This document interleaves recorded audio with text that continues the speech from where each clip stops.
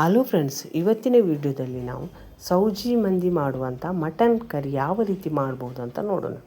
ಈಗ 1 kg ಮಟನ್ಗೆ 1 ಚಮಚದಷ್ಟು ಉಪ್ಪು, ಅರ್ಧ ಚಮಚದಷ್ಟು ಅರಿಶಿನ, ಒಂದು 10ರಿಂದ 15 ಟೇಬಲ್ ಸ್ಪೂನಷ್ಟು ಅಚ್ಕಾರದ ಪುಡಿಯನ್ನು ಹಾಕಿ ಒಂದು 30 ನಿಮಿಷ ಇದನ್ನು ನೆನೆಯೋದಕ್ಕೆ ಬಿಡಬೇಕು ಫ್ರೆಂಡ್ಸ್. ಈಗ ಇದನ್ನು ಅಚ್ಕಾರದ ಪುಡಿ ಹಾಕ್ಕೊಂಡ್ಮೇಲೆ ಚೆನ್ನಾಗಿ ಕೈಯಲ್ಲಿ ಒಂದು ಸಲ ಮಿಕ್ಸ್ ಮಾಡ್ಕೊಳ್ಳೋಣ. ಫ್ರೆಂಡ್ಸ್, ಯಾರಾದರೂ ನಮ್ಮ ಕಿಚನ್ ಚಾನಲನ್ನು ಹೊಸದಾಗಿ ನೋಡೋದಾದರೆ ಈ ಚಾನಲನ್ನು ಸಬ್ಸ್ಕ್ರೈಬ್ ಮಾಡ್ಕೊಳ್ಳಿ. ಬೆಲ್ ಐಕಾನ್ ಆಲಲ್ಲಿ ಸೆಟ್ ಮಾಡಿದರೆ ನಾನು ಮಾಡೋ ವಿಡಿಯೋ ನಿಮಗೆ ನೋಟಿಫಿಕೇಷನಲ್ಲಿ ಬಂದುಬಿಡುತ್ತೆ ಫ್ರೆಂಡ್ಸ್. ಈಗ ಅದಕ್ಕೆ ಬೇಕಾದಂಥ ಒಂದು ಮಸಾಲವನ್ನು ರೆಡಿ ಮಾಡ್ಕೋಬೇಕು.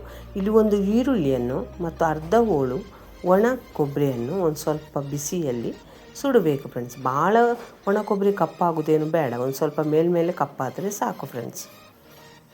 ಈ ಮಟನ್ ಕರಿ ಸಾಮಾನ್ಯವಾಗಿ ಚಪಾತಿ ಜೊತೆ, ಅನ್ನದ ಜೊತೆ, ಇಡ್ಲಿ ಜೊತೆ ಅಂತೂ ತುಂಬ ರುಚಿಯಾಗಿರುತ್ತೆ ಫ್ರೆಂಡ್ಸ್.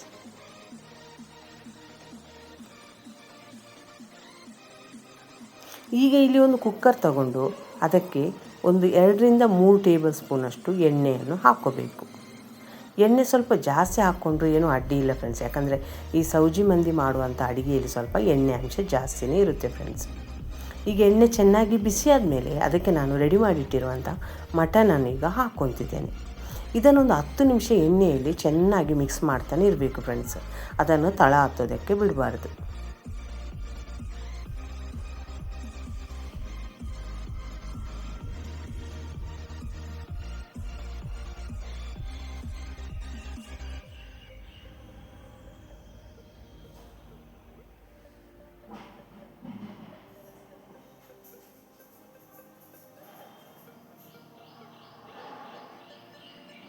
ಈಗ ಇದನ್ನೊಂದು 10 ನಿಮಿಷ ಆದಮೇಲೆ ಫ್ರೆಂಡ್ಸ್, ನಾನು ನಿಮಗೆ ಗ್ರೇವಿ ಎಷ್ಟು ನೋಡಿಕೊಂಡು ನೀವು ನೀರನ್ನು ಈಗಲೇ ಸೇರಿಸ್ಕೋಬೇಕು ಫ್ರೆಂಡ್ಸ್. ಈಗ ನಾನು ಒಂದು 8ರಿಂದ 10 ಗ್ಲಾಸಷ್ಟು ನೀರನ್ನು ಈಗ ಇದಕ್ಕೆ ಸೇರಿಸ್ಕೊತೇನೆ ಫ್ರೆಂಡ್ಸ್.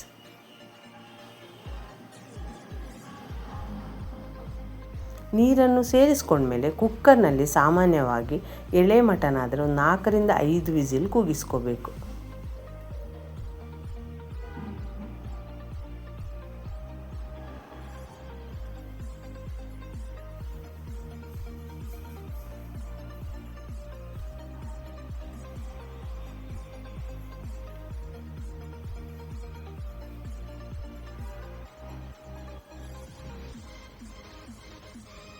ನಾನು ಈಗಲೇ ಇದಕ್ಕೆ ಎಷ್ಟು ಬೇಕೋ ನೋಡಿಕೊಂಡು ನೀರನ್ನು ಸೇರಿಸ್ಕೊಂಡು ಒಂದು 5 ವಿಸಿಲ್ ಇದನ್ನು ಕೂಗಿಸ್ಕೊತಿದ್ದೇನೆ ಫ್ರೆಂಡ್ಸ್.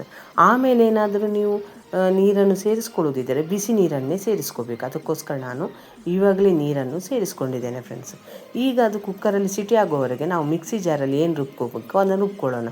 ಇಲ್ಲಿ ನಾವು ಒಂದು ಸ್ವಲ್ಪ ಸುಟ್ಟಿರುವಂಥ ತೆಂಗಿನಕಾಯಿ, ಅರ್ಧ ಇಂಚು ಶುಂಠಿ, ಒಂದು 2 ಗೆಡ್ಡೆ ಬೆಳ್ಳುಳ್ಳಿ ಮತ್ತು ಒಂದು ಸ್ವಲ್ಪ ಕೊತ್ತಂಬರಿ ಸೊಪ್ಪು, ಮತ್ತೊಂದು ಸುಟ್ಟಿರುವಂಥ ಈರುಳ್ಳಿ ಮತ್ತು ಮಸಾಲ ಸಾಮಾನುಗಳನ್ನು ಹಾಕ್ಕೊಳ್ಳೋಣ.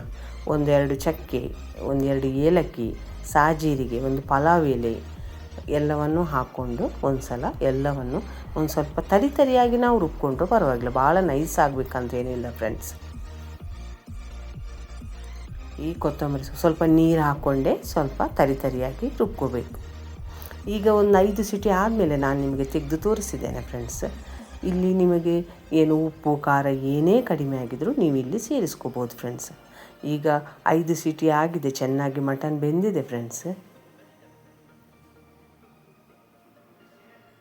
ಈಗ ಒಂದು ಸಲ ಚೆನ್ನಾಗಿ ಮಿಕ್ಸ್ ಮಾಡಿದ ಮೇಲೆ ಇದಕ್ಕೆ 1-1.5 ಚಮಚದಷ್ಟು ಅವಿಜ ಮತ್ತೊಂದು 2 ಟೊಮೆಟೊ ಹಣ್ಣನ್ನು ನಾನು ಮಿಕ್ಸಿ ಜಾರಲ್ಲಿ ರುಬ್ಕೊಂಡಿರೋದನ್ನು ಕೂಡ ಇಲ್ಲಿ ಹಾಕ್ಕೊತಿದ್ದೇನೆ ಫ್ರೆಂಡ್ಸ್.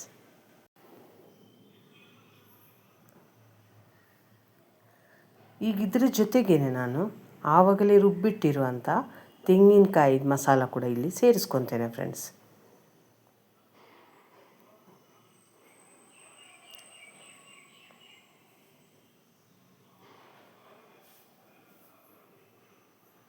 ಈ ತೆಂಗಿನಕಾಯಿ ಮಸಾಲವನ್ನು ಸೇರಿಸ್ಕೊಂಡ್ಮೇಲೆ ಫ್ರೆಂಡ್ಸ್, ಇದನ್ನೊಂದು 10 ನಿಮಿಷ ಸಣ್ಣ ಉರಿಯಲ್ಲಿಟ್ಟು ಕುದಿಸ್ಕೋಬೇಕು.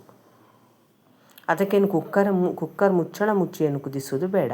ಸಾಮಾನ್ಯವಾಗಿ ಬೇರೆ ಮುಚ್ಚಳವನ್ನಿಟ್ಟು ಒಂದು 15 ನಿಮಿಷ ಸಣ್ಣ ಉರಿಯಲ್ಲಿ ಇದನ್ನು ಬೇಯಿಸ್ಕೊಳ್ಳೋಣ. ಯಾಕಂದರೆ ನಾವು ಹಾಕಿರುವಂಥ ಮಸಾಲ ಮಟನ್ ಜೊತೆ ಚೆನ್ನಾಗಿ ಮಿಕ್ಸ್ ಆಗಬೇಕಂತ ನಾವು ಸಣ್ಣ ಉರಿಯಲ್ಲಿಟ್ಟು ಇದನ್ನು ಕುದಿಸ್ಕೋಬೇಕು.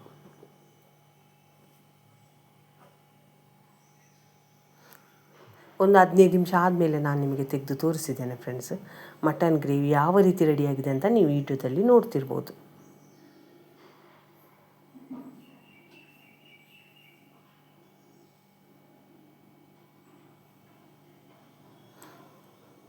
ಇಷ್ಟ ಆದರೆ ಲೈಕ್ ಮಾಡಿ, ಶೇರ್ ಮಾಡಿ, ಆದಷ್ಟು ಸಪೋರ್ಟ್ ಮಾಡಿ ಫ್ರೆಂಡ್ಸ್ ನಮ್ಮ ಚಾನಲ್ಗೆ.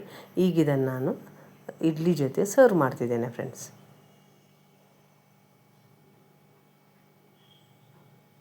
ಈ ವಿಡಿಯೋವನ್ನು ನೀವು ನೋಡಿದ್ದಕ್ಕೆ ನಿಮಗೆ ತುಂಬ ಧನ್ಯವಾದಗಳು ಫ್ರೆಂಡ್ಸ್.